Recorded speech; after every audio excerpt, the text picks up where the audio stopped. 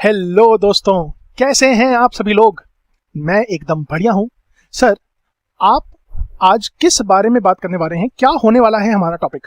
दोस्तों, जैसा कि हम जानते हैं कि आईसीएआई ने मई 2024 के लिए एक बहुत बड़ा अनाउंसमेंट ऑलरेडी कर दिया है। दैट इज न्यू सिलेबस आ चुका है। न्यू सिलेबस में जो चेंजेस, जो परिवर्तन आए हैं, उसके हिसाब से हमें तैयारी तो अभी से ही शुरू करनी पड़ेगी, क्योंकि एंड में हम जाके हताश नहीं होना चाहते, हम निराश नहीं होना चाहते। और इसी वजह से दोस्तों, आज का जो वीडियो होने वाला है ये इतना सुपर इंपॉर्टेंट होने वाला है, क्योंकि हम डिस्कस करने जा रहे हैं what the preparation strategy for CA inter FM and SM. Sir, ये स्ट्रैटेजी कौन से अटेम्प्ट से रिलेटेड है। मैंने कहा सर मई 2024 मई के लिए हम अपनी स्ट्रैटेजी क्या रखें सर। इस विषय पे ये वीडियो होने वाली है, जो कि इंपॉर्टेंट होने वाली है उन सभी बच्चों के लिए जिनका अटेम्प्ट पहला है फॉर मई 2024। और हम सभी जानते हैं कि सीए में हमेशा ये बोला जाता है कि first attempt is the golden attempt. ठीक है ना। चलिए सर, हम सभी इस बात को भी ऑलरेडी जानते हैं कि सीए इंटर के अंदर जो पेपर नंबर 6 है उसको 2 हिस्सों में बांट दिया गया है। कौन से हिस्सों में। मैंने सर एक हिस्सा हमारा कौन सा हो चुका है, एफएम का, दैट इज फाइनेंशियल मैनेजमेंट। और दूसरा हिस्सा कौन सा होने वाला है, मैंने सर वो हमारा हो चुका है स्ट्रेटेजिक मैनेजमेंट।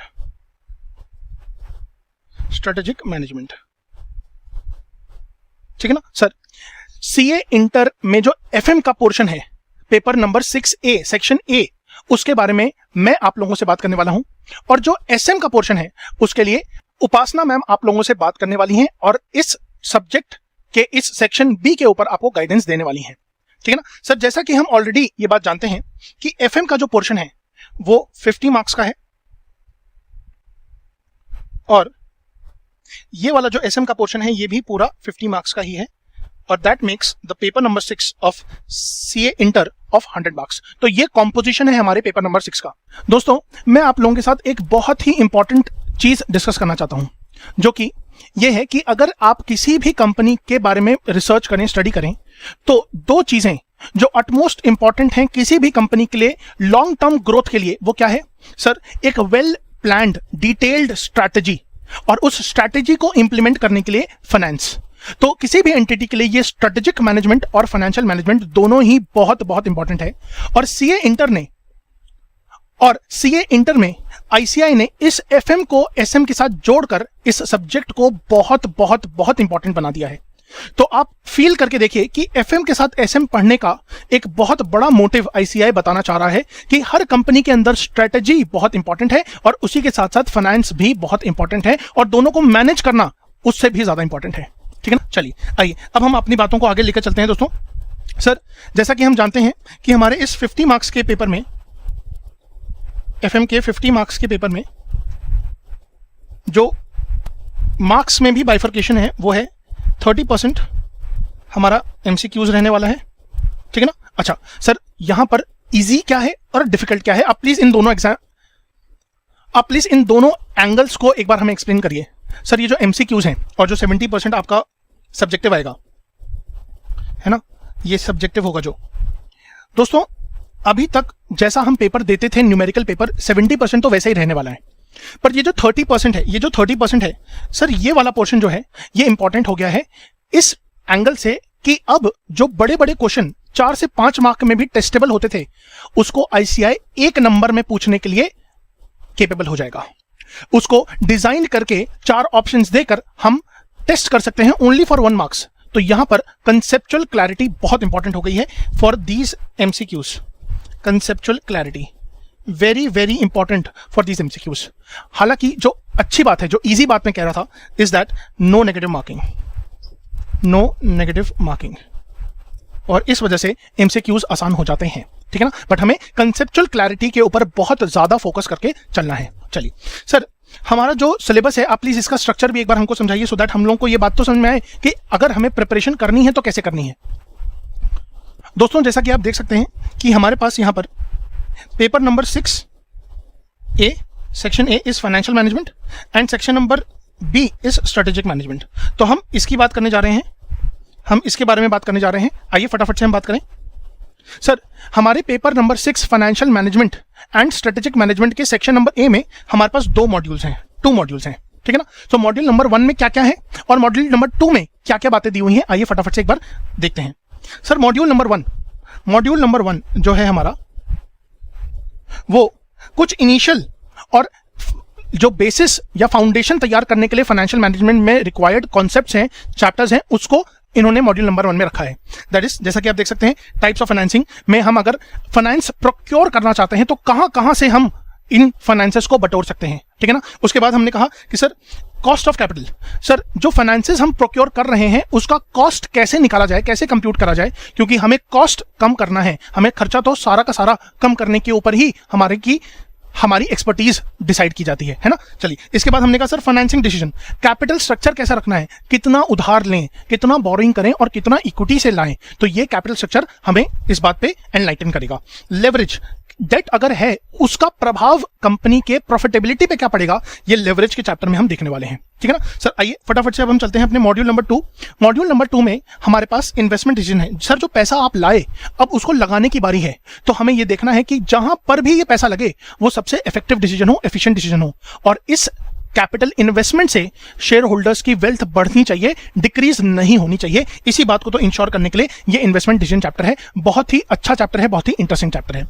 सर जब प्रॉफिट कमा लिया तो जिनसे पैसा लिया उनको वापस भी तो देना है, डिविडेंड डिसीजन, कितना डिविडेंड बेहतर होगा कंपनी के लिए देने के लिए, क्या कंपनी को अपने जो प्रॉफिट्स हैं उसको रिटेन करके अपने और आने वाले फ्यूचर प्रोजेक्ट्स में लगाना चाहिए, या फिर इक्विटी शेयर होल्डर्स को खुश करने के लिए डिविडेंड देना चाहिए, ठीक है ना। ये इस तरह के क्वेश्चंस हम इस चैप्टर में डिस्कस करने वाले हैं। And lastly management of working capital. दोस्तों working capital is the essence, या मैं कहूं ब्लड लाइन है किसी भी कंपनी, किसी भी बिजनेस के लिए।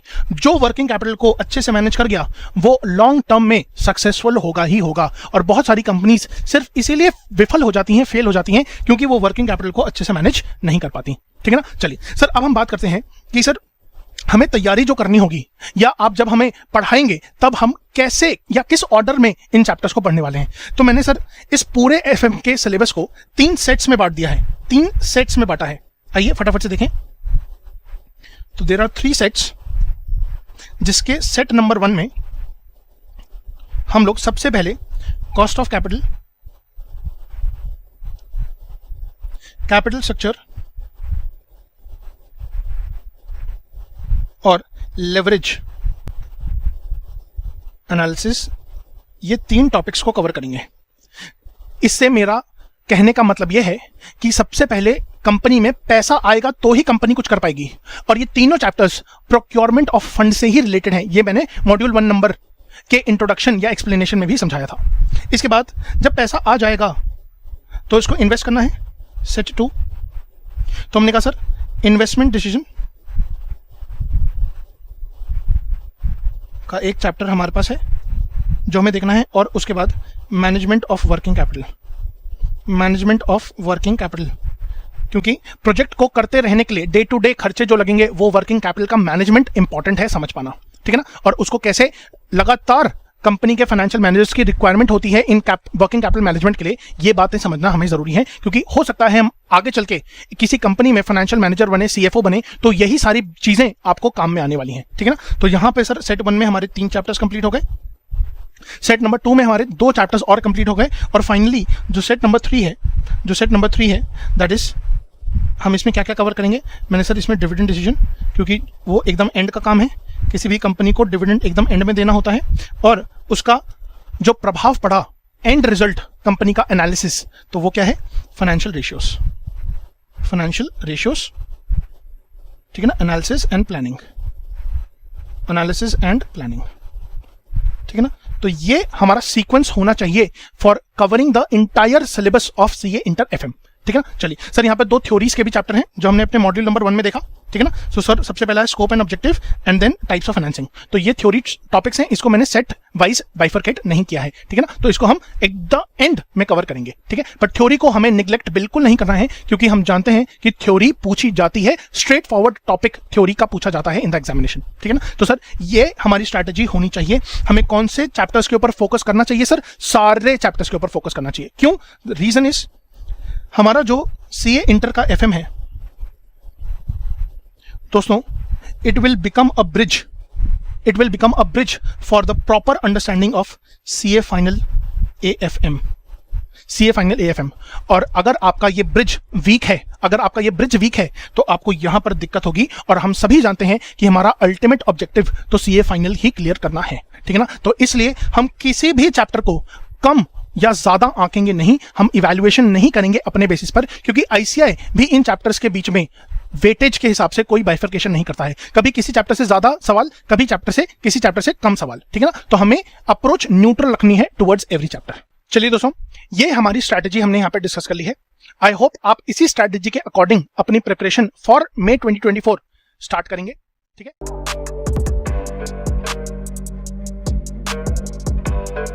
Hello my dear students, I hope you all are doing great. I am back again with another video and this time it is on your request because I received a lot of doubts that ma'am हमें यही समझ नहीं आ रहा कि strategic management के लिए कैसे तैयारी करना शुरू करें, कैसे proceed करें for May 24 attempt under new scheme। इतने सारे changes हुए हैं, कौन सा chapter important है, कौन सा chapter हमें पहले शुरू करना चाहिए है, किस तरीके से prepare करें, manage करें, we are totally confused। So my dear students, do not worry, in this video I will be guiding you on how to prepare for SM for your upcoming May 24 attempt. So stay tuned till the end of the video. Alright then, let's come on to the point and let us clear your doubts how to prepare for CA Inter Strategic Management May 2024. So students, as you know that under the new scheme, Strategic Management paper has been combined with Financial Management and both the papers FM as well as SM they will carry 50 marks, right? Now these 50 marks have been bifurcated into two. 35 marks के आपके होंगे descriptive questions and 15 marks के आपके होने वाले हैं objective questions जिन्हें हम बोलते हैं MCQs। and चाहे वो आपके subjective questions हो या वो MCQs हो, यहाँ पर आपको केस सिनेरियोज ज्यादा देखने को मिल सकते हैं in comparison to the old scheme. And then a very important point under new scheme which I am sure अभी आपको क्लियर होगा दैट स्ट्रैटेजिक मैनेजमेंट में हमारे पास अब हैं टोटल 5 चैप्टर्स जहां पहले हुआ करते थे 8 chapters. But this does not mean कि अब आप चिल कर सकते हो, रिलैक्स कर सकते हो, एंड में जाकर देखेंगे स्ट्रैटेजिक मैनेजमेंट तो बड़ी आसानी से हो जाएगा। नो माय डियर स्टूडेंट्स, ऐसा नहीं है, बिकॉज 8 चैप्टर्स को कहीं ना कहीं डिस्ट्रीब्यूट कर दिया हमने 5 चैप्टर्स में।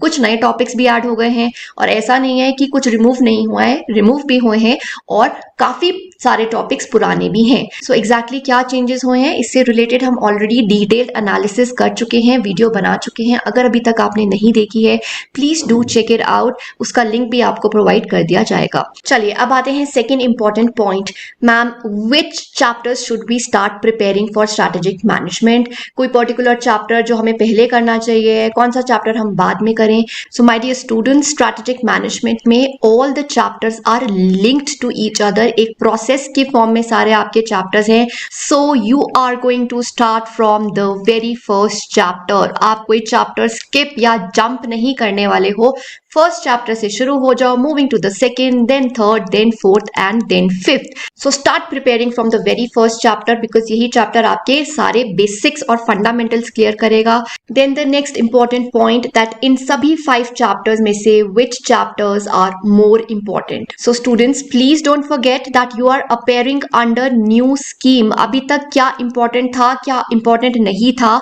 The entire game has changed now. We don't know किस तरीके का पेपर होगा, कौन से टॉपिक्स अब इंपॉर्टेंट होंगे और कौन से नहीं होंगे। सो एट दिस स्टेज इसे भूल जाओ कि क्या इंपॉर्टेंट है, क्या इंपॉर्टेंट नहीं है।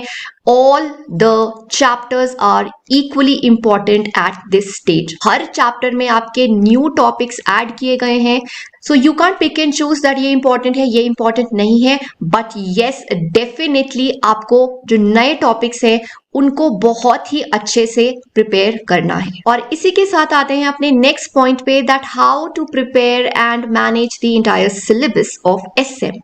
सो बहुत ही इजीली सब मैनेज हो जाएगा, हमारे पास बहुत टाइम है। अगर हमने अच्छे से मैनेज कर लिया तो हम हर सब्जेक्ट सही तरीके से पढ़ पाएंगे, रिवाइज कर पाएंगे और टेस्ट भी दे पाएंगे।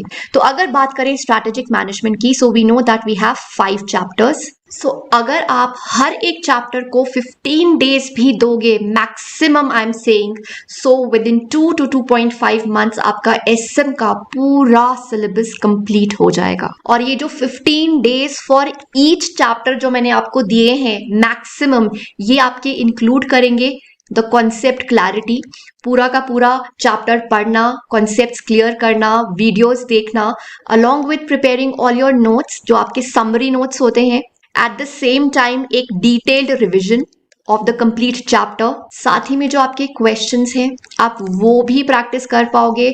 मॉड्यूल में जो भी क्वेश्चंस दिए हुए हैं आपको वो सारे क्वेश्चंस प्रैक्टिस करने हैं, और जो न्यू टॉपिक्स ऐड करे गए हैं ना उनसे रिलेटेड आपको MCQs देखने को मिलेंगे इन योर मॉड्यूल। लेकिन जो भी आपके डिस्क्रिप्टिव क्वेश्चंस हैं या जो केस स्टडी क्वेश्चंस हैं उनमें नए टॉपिक से रिलेटेड कोई भी क्वेश्चन नहीं है, सिर्फ MCQ में क्वेश्चंस हैं। सो जो भी क्वेश्चंस हैं आपको वो अच्छे से करने हैं। और क्योंकि SM के नए टॉपिक से रिलेटेड डिस्क्रिप्टिव या केस स्टडी क्वेश्चंस नहीं है तो डोंट वरी, ये क्वेश्चंस हम आपको प्रैक्टिस करवाएंगे कि किस तरीके से केस स्टडी क्वेश्चंस आ सकते हैं from the new topic. So don't worry about that. Also module questions के साथ साथ आप ICI के MTPs, RTPs, पास्ट क्वेश्चंस ये सब कुछ भी पढ़ सकते हैं रिलेटेड टू द टॉपिक्स जो सेम है as the old syllabus, right? तो उनको तो आप रेफर कर ही सकते हो। और साथ ही में इन 15 डेज में आपकी क्विक रिविजन भी होगी, एक क्विक रिकैप भी होगा जिसमें आपका कंप्लीट फोकस होगा on the key points only, जो आपकी हेडिंग्स होती हैं, सब हेडिंग्स हैं, और उसकी जो एक्सप्लेनेशन है उसमें कुछ कीवर्ड्स बस उन पर आपको ध्यान देना है। और ये रिवीजन तो आपको डेली बेसिस पर करना है। फॉर एग्जांपल आपने 3-4 टॉपिक्स करे, अब नेक्स्ट डे जब आप न्यू टॉपिक शुरू करोगे फर्स्ट चैप्टर से रिलेटेड तो पहले क्विकली पुराने टॉपिक्स को एक बारी रिवाइज कर लिया।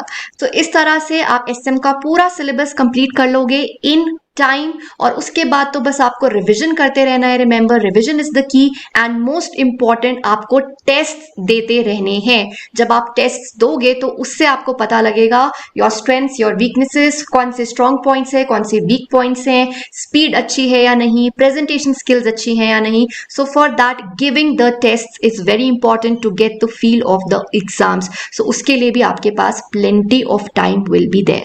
And then the last important point in our preparation strategy, which is कि daily basis पर आपको strategic management को कितना time देना है। So 2 to 3 hours on daily basis for strategic management, that is more than sufficient. But please make sure that ये जो 2-3 घंटे हैं ये आपको dedicatedly पढ़ना है without any kind of distractions. So that's all from my end, students. This is how you are going to prepare for strategic management. Believe me, अगर आप इसे follow करते हैं then definitely May 24 attempt आप clear करोगे, and you can also get exemption in this paper. So I hope you found this strategy useful. अगर आपको video अच्छी लगी then do like it and share it with your friends.